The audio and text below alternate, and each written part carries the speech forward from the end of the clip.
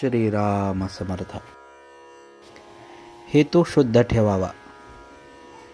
मनुष्याने शुद्ध हेतू ठेवण्याचा प्रयत्न करावा. हेतू शुद्ध असला की स्वाभाविकच कृती त्याला अनुरूप होऊ लागते आणि प्रगतीला मदत होते. हेतू हा विहिरीत असणाऱ्या झऱ्याप्रमाणे आहे. झरा गोड पाण्याचा असला म्हणजे विहिरीचे पाणी स्वाभाविकच गोड असते. म्हणून हेतू शुद्ध ठेवण्याची दक्षता घ्यावी आणि त्याकरिता रामाची प्रार्थना करावी. माणसाला देहरक्षणापुरते अन्न, वस्त्र आणि नाम घेण्याची बुद्धी असली की असमाधानाला जागा नाही. नको दैन्यवाणी जिणे भक्ती उणे, हेच रामरायाजवळ मागावे. पर्वकाळात भगवंत कामधेनूचा अवतार घेऊन येतो. जे ज्याला पाहिजे ते तो देतो. पर्वकाळात सज्जन तसेच दुर्जनही आपली कामे करून घेतात. जारण मारण ही देखील पर्वकाळात शीघ्र साध्य होतात. आपण मात्र भगवंताचे कसे व्हावे हे पाहावे. शुभेच्छा धरावी, भावना जागृत करावी.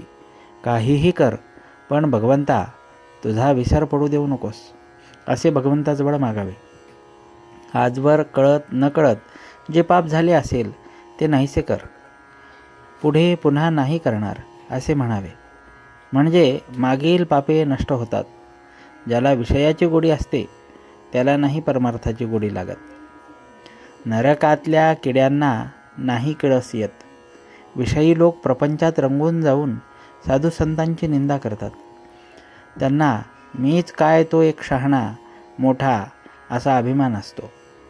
पण त्यांच्यापेक्षा लक्षावधी शहाणी आणि श्रीमंत जगात आहेत हे ते जाणत नाहीत.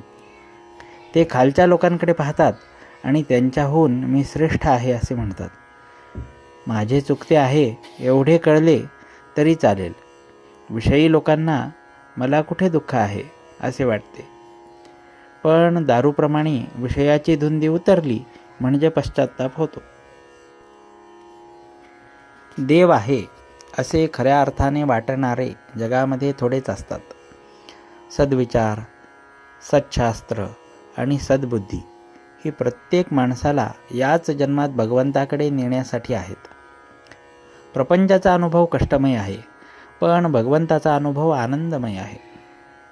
तापाने आजारी असलेल्या माणसाला आपल्याला घाम यावा असे वाटत असते, पण नुसत्या वाटण्याने काही तो येत नाही. त्यासाठी डॉक्टरचे औषध घ्यावे लागते. तसे ज्याला भगवंताचे प्रेम यावे असे वाटते त्याने नाम घेणे हेच एक औषध घ्यावे. भगवंताचे प्रेम एकदा चिकटले की त्याच्या आड दुसरे काही येत नाही. खाणीतल्या दगडामध्ये जसे सोने असते तसा आपल्यामध्ये परमात्मा आहे. दगडातली माती अनेक चाळण्यांनी आणि यंत्रांनी काढून टाकतात आणि नंतर सोने हाती लागते. त्याचप्रमाणे अनेक वासना नष्ट झाल्यानंतर परमात्मा आपल्या हाती लागतो.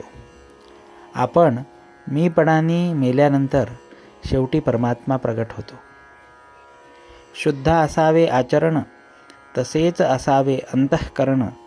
त्यात भगवंताचे स्मरण, हेच प्रपंच सुखी करण्याचे साधन. जानकी जीवन स्मरण. जय जय राम.